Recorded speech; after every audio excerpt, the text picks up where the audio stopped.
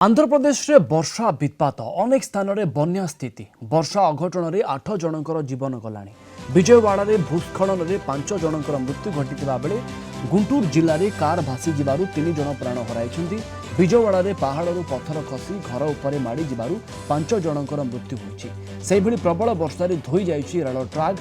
विजयवाड़ा निकट में रायनपाड़ू rail station रे ट्राक धोई जाइछि। अल्प के बड़ दुर्घटना टली जाइछि। सेहिभଳି तेलंगाना रे केसमुद्रम एवं महबूबाबाद रेल ट्राक धोई जाइछि। फल विजयवाड़ा वारंगल एवं दिल्ली विजयवाड़ा ट्रेन चलाचल बाधाप्राप्त होइछि। दक्षिण केंद्रीय रेलवाई 6टी ट्रेन बातिल करथिबा बेले 9टीर गतिपथ परिवर्तन करिछि। आंध्र प्रदेश विभिन्न स्थान में प्रबल वर्षा जोगु साधारण जीवन यात्रा व्याहत होइछि। विभिन्न स्थान में बन्या स्थिति विजयवाड़ा मछलीपट्टनम गुडीवाड़ा कायकालुरु नरसापुरम यह सहित अमरावती मंगलागिरी आदि स्थान में अधिक प्रभावित होइछि। उभय आंध्र प्रदेश और तेलंगाना रे वर्षा अलर्ट जारी करा जायछि।